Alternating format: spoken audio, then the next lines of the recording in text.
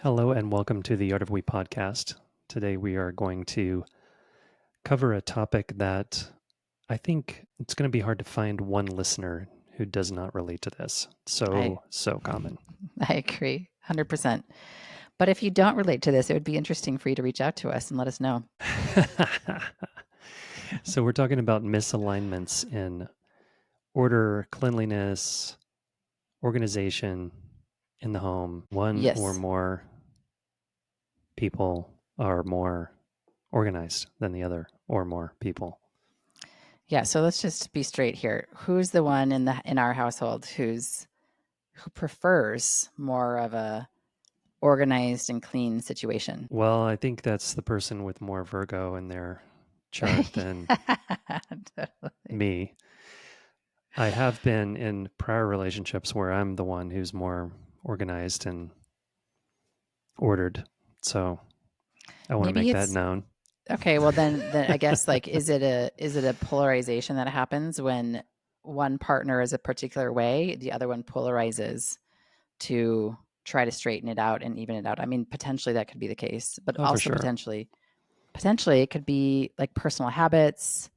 I mean, for me with you, and maybe you were the one, maybe I should become a really messy person and then maybe you maybe you would be different. But actually, I probably would be. I think we've come a really long way. Like correct me if I'm wrong, but when we first started dating, I remember being like, wow, like his house is so clean every time I come over. Like the counters are clean, the dishes are put away. It's just like it feels so good in here. It feels amazing. And I was really impressed. And then I learned that our dear house cleaner, I call her R now because she's ours now, was coming basically every single time right before I would come over. And we were seeing each other like 3 or 4 times a week. So that was a really good investment that you decided to invest upon because I was very impressed. I don't think I had the house cleaner 3 times a week when we were dating. That's Sounds a not what little. she said. That's hilarious. But Okay. then, okay, so maybe it's true, maybe it's not. We don't actually know. But so then we decided to move our relationship forward and eventually I moved in. Okay, hold on. I we were living we I was living alone, you were living alone. Uh I just think what was going on for me is I didn't use my kitchen very much because I was alone. So So you weren't cooking. I wasn't cooking, I wasn't entertaining. Hmm. Um Well, how come your whiskers weren't up in your sink then?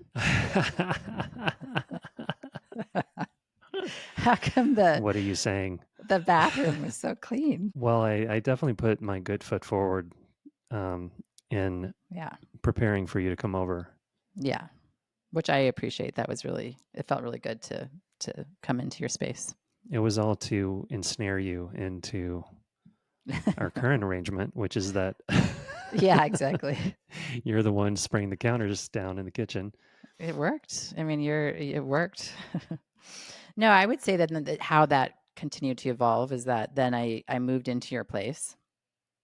And, I think that there's a lot of complex layers to this conversation. There's the um, cultural gender role situation that gets consciously, subconsciously, unconsciously involved in this whole thing. There's people's different habits, personal habits that they have growing up. There's also like whose preferences are what. Like, who does somebody prefer a cleaner house? Does it not really matter? Is there a person who notices it? Is there a person who doesn't notice it? So I think it's a very complex conversation. But I'll say that when I moved in, I did kind of habitually step into this role of like, I'm noticing the counters aren't as clean as I prefer them to be. So I would step in and clean the counters and have them be the way that I wanted them to be. Um, Yeah, just using that as an example. And I did think you have that something to there, say?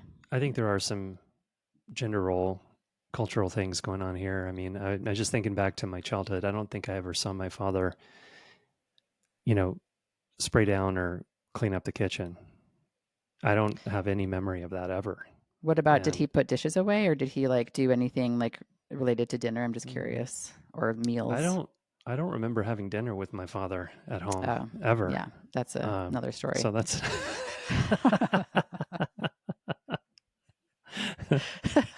um, but I have been to your parents' home for dinner a bunch of times, and your dad helps with dishes and putting things away. Yeah, he used to cook a lot too, but I think my mom tends to do that a little bit more now. Maybe I'm wrong.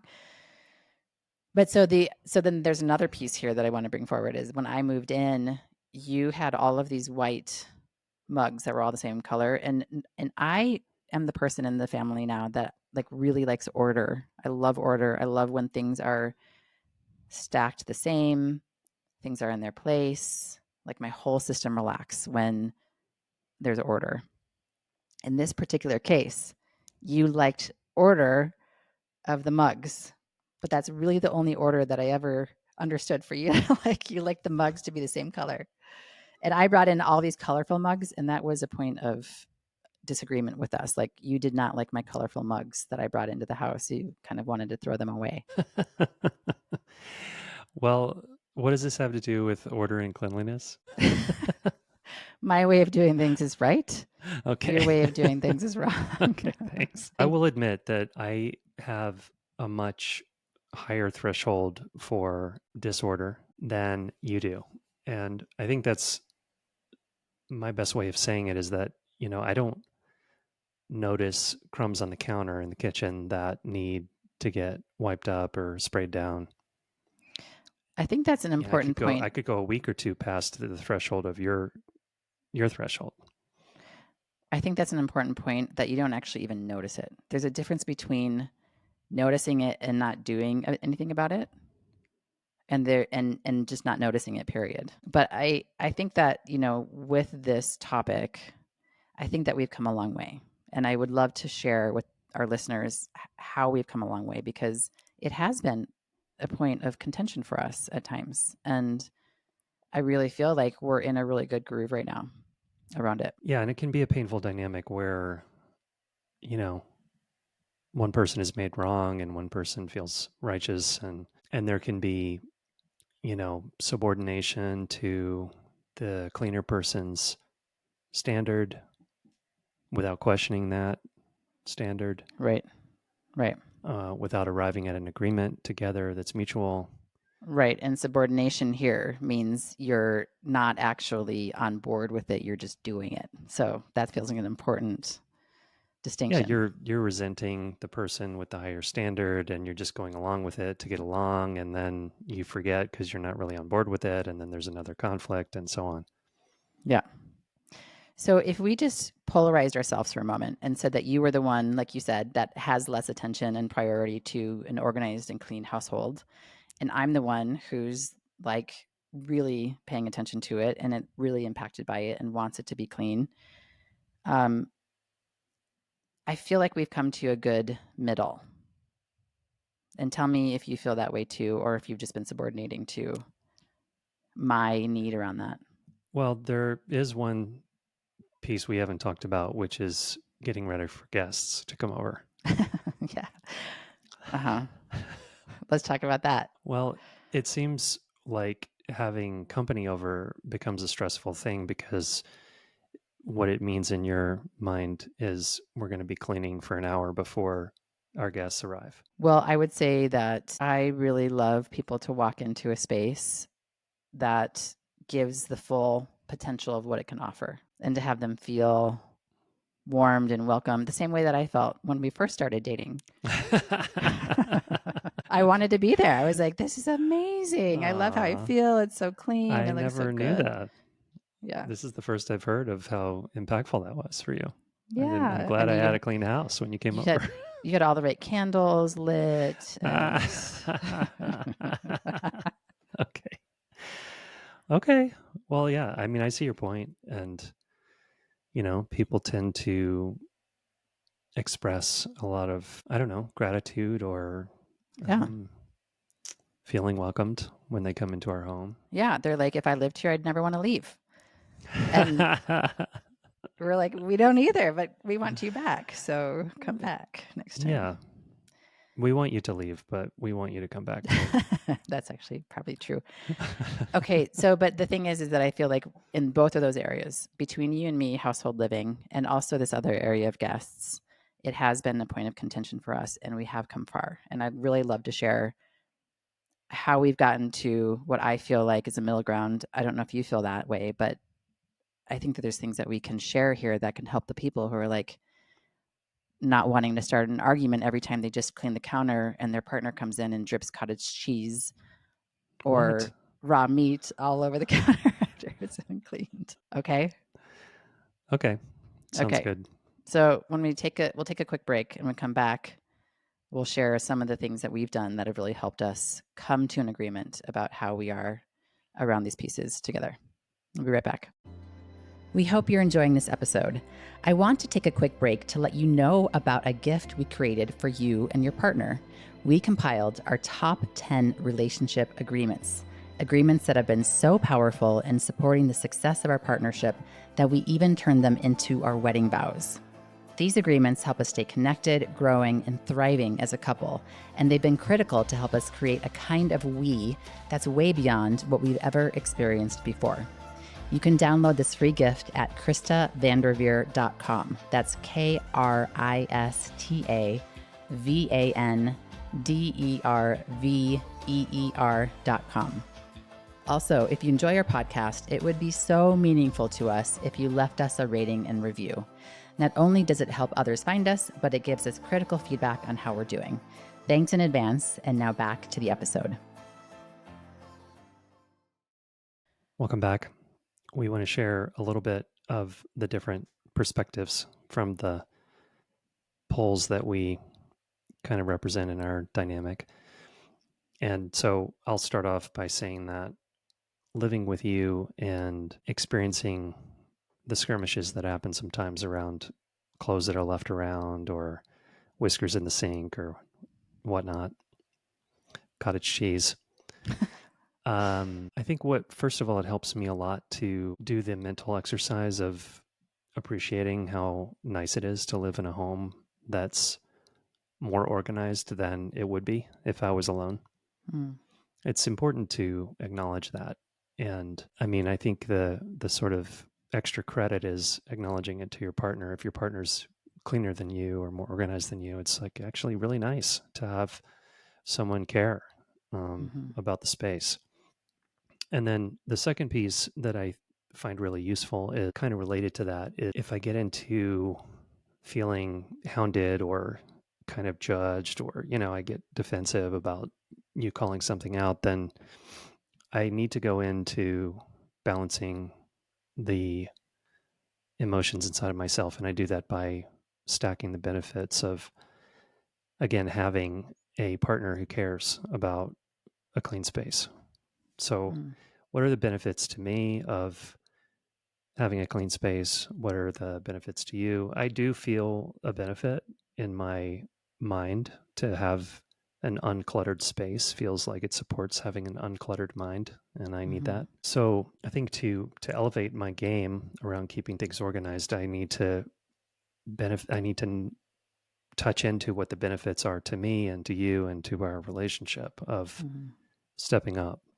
One thing that started to help shift that a little bit was when I wasn't just coming at you with, hey, like your stuff is left around, can you just pick it up? Or, like asking you to pick things up versus telling you what it does for me internally when there's a clean house. Yeah. I think that started to shift something for us. I wasn't just like complaining and griping and asking, but I was like really getting honest with you and with myself about why it's important to me to have an organized space, what it does for me. Yeah, that worked a lot better for me. There's something really different about being approached with, "Hey, I have a need here, and can you help me with this?" Because of course that's much easier for me to step up to. It's like, of course I want to meet your Right. need, versus coming at with a complaint or, "Will you do this or will you do that?" Yeah, exactly. And I would say that there's also a paradox here, which is that I'm less tolerant of your stuff around the space than of my stuff around the space. And I don't know if the person who brought this topic forward can relate or not. But for me, it's like I'm leaving that thing on the counter because it's going to remind me to do this other thing. So, like, I have my own reasons about why stuff is left out. And I don't even take into account that, Will, you might have your own reasons for leaving stuff out, but I don't even go there with you. I just, historically have gotten upset, and I feel like we both kind of have met in the middle a little bit. And some of the things that's really helped me relax around my cleanliness desires is that we've actually come up with some agreements that have really helped us. So, for example, we have decided that rather than doing like multiple loads and unloads of dishwasher a day, we're going to just do one. So we leave things inside of the sink, not on the counters, but inside of the sink until that time happens. So most of the time we're doing that, not all the time. Also, there was something that we worked through, an issue which I was withholding, which you were so wonderful in receiving my issue, which is when you cook venison, you like to use a big pan. And we had two pans, two skillets that you would use, and one was massively huge and it just doesn't fit inside of the dishwasher well. So it's like very awkward. We can't put a lot of other dishes in there, and or it's left in the sink and it's taking up all the room. And I just noticed myself getting agitated and withholding that from you, but kind of energetically being a boob about it. I have boobs. I feel Yeah. like I can say that. So what happened was that one time we were on a car ride and you were like, it seems like you're just a little bit pulled back or crunchy or something. Like, what's going on for you?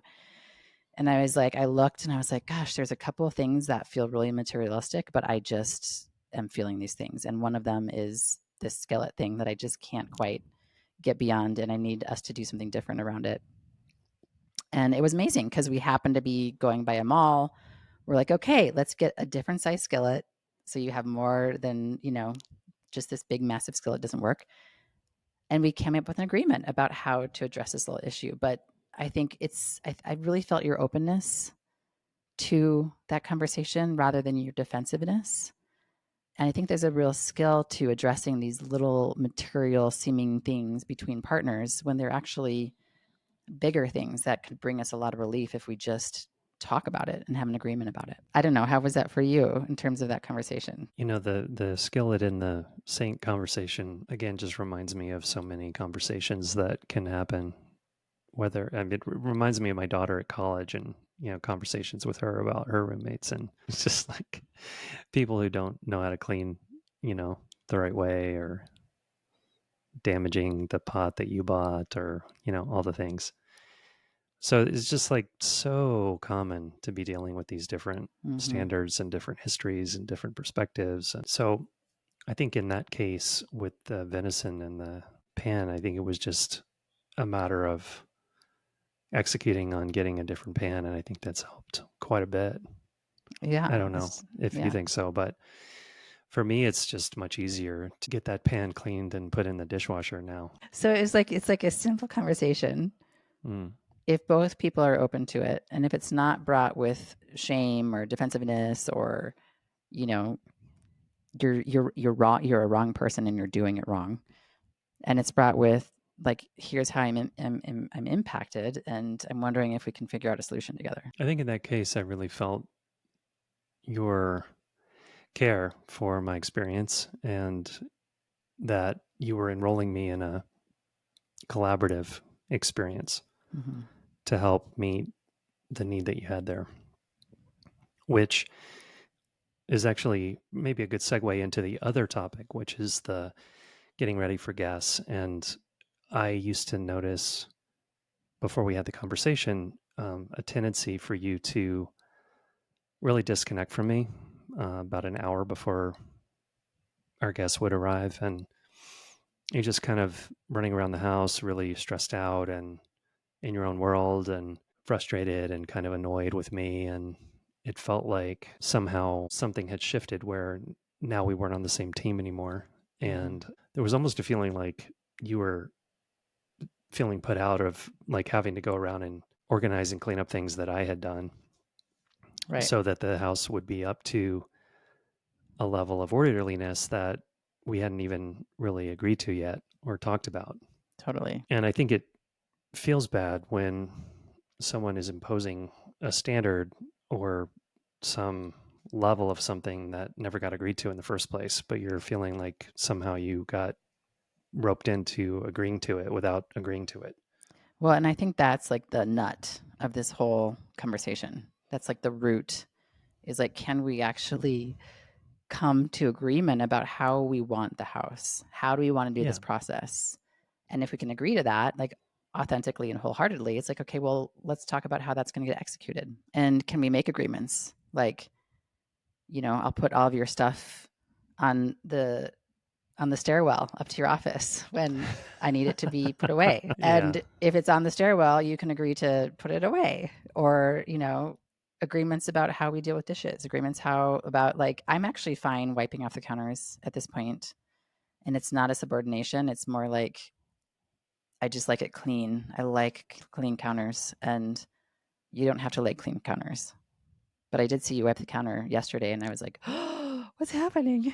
I think that's the first time I've seen you wipe the counter. Unless we're preparing for guests, which let's go back to that story because I feel like you coming towards me with this inquiry of, hey, it feels like you're doing that, you're disconnecting from me, you're going away, you're stressed out. Can we actually get on the same page about how we want the house and can we work as a team together? And that really changed a lot for me. It's really changed. I want to underline that point because it's really changed our conflicts to for me to inquire inside of myself what's really going on here that doesn't feel good. And oftentimes I would say more than half the time what doesn't feel good is not feeling connected with you Mm, in whatever the thing is that we're dealing with. And mm, so when I come to you with, hey, I don't feel connected to you right now, or it doesn't feel like we're on the same team right now, then it I think it's a really different conversation versus coming toward you with a complaint or an accusation or, yeah, a massively different conversation when that happens. I agree.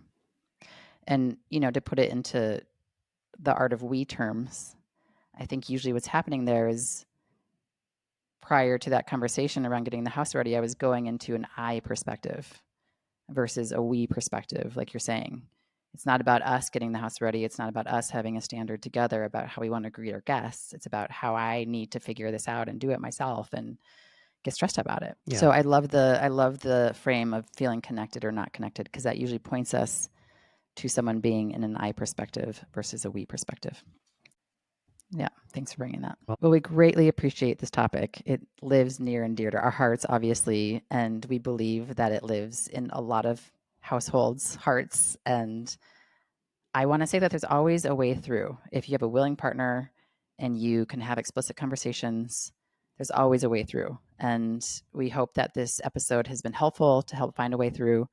And we would deeply, deeply appreciate if you have any thoughts, experiences, comments that you want to make about this topic, because we're always learning ourselves and it takes all of us to figure this stuff out. So thank you yeah. so much for reaching out and listening. See you next time.